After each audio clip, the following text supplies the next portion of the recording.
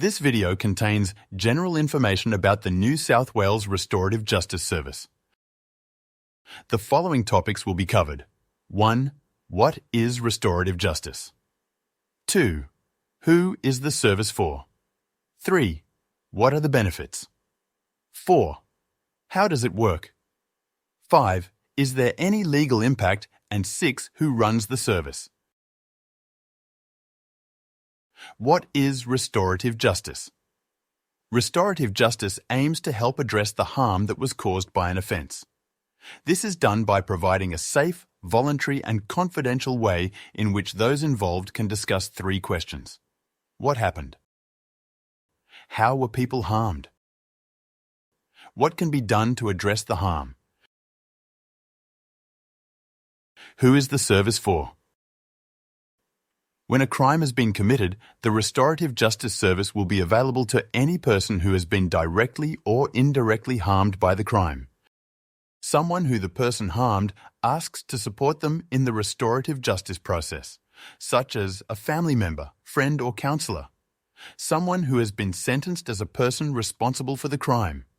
Someone who the person responsible asks to support them in the restorative justice process, such as a family member or a counsellor. What are the benefits?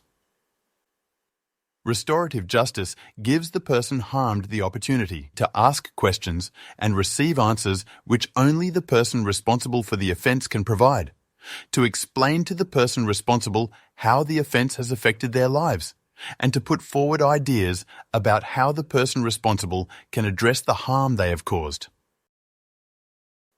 The person responsible has the opportunity to answer questions about what happened and why, to face the full human impact of their offence by hearing firsthand the experience of those who were harmed, to offer an apology for their offence and its impact, and to come to an agreement about how they can address the harm. Here are some testimonials from people who have taken part in restorative justice.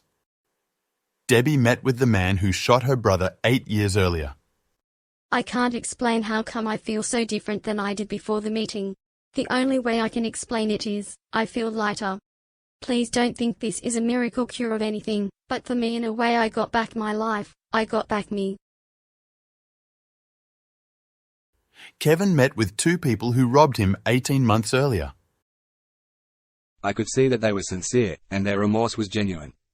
I felt better about them after the meeting, and I must say, I feel differently about the event these days. Val met with the man who murdered her daughter 10 years earlier. You know basically who did it, and where, and when. But it's the little details you keep thinking about.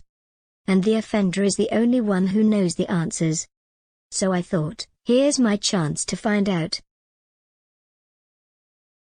How does it work? There are 3 types of restorative justice processes in which participants can communicate with each other. Conferences. Participants can invite support persons to a meeting. Face-to-face meetings. Participants can meet without support persons. Shuttle dialogue. Participants can communicate through the facilitators using letters or videos. Regardless of how the participants communicate, there are always 4 phases to a restorative justice process. Phase 1. The facilitators meet with the person harmed and the person responsible separately to explain what is involved in the process. This gives them time to make sure that restorative justice is likely to meet their needs before agreeing to take part. Phase 2. The facilitators help participants to prepare before communicating with each other. This gives them an opportunity to think about what they want to say, how they want to say it, and what expectations they might have. Phase 3. The participants communicate in a way that suits their needs and wishes. This can be done by meeting in person or by exchanging information through the facilitators. And Phase 4. If participants agree to a plan, then it is put into action. The facilitators can help participants keep to their agreements and arrange follow-up meetings or additional care and support. Restorative justice is entirely voluntary. No one can be forced to participate or become involved in a process that they disagree with. Anyone can decide not to continue at any time. Whatever is said in the context of a restorative justice process is confidential. This means that what you tell the facilitators or what you say in any meeting remains private. The only exception will be where there is a need to prevent harm. For example, if any individual threatens someone else, then the facilitator may need to disclose this to the authorities. Case records will be handled safely and stored securely in line with data protection policy. The names of individuals or any information identifying them will not be published in any evaluation report about this service. Is there any legal impact? A restorative justice process can only begin after the person responsible has been sentenced and any appeal or civil action has been finalized. Participating in restorative justice will not have any impact on the sentence or parole of the person responsible. All participants are asked to agree that whatever is said in a restorative justice process will not be used as evidence in any legal proceedings. Participants can seek legal advice before taking part in restorative justice.